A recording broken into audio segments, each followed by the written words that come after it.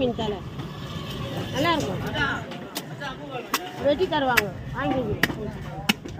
சரி மீன் தலை வெட்டி கொடுண்ணா. நல்லா இருக்கும் குழம்புக்கு, வெட்டி கொடு.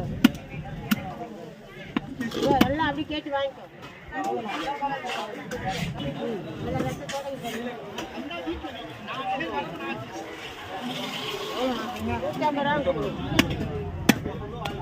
புளி மட்டும் தான், தலைக்கெல்லாம் காசு கிடையாது. தலை அவ்வளோ வெயிட்டாக இருக்கும்.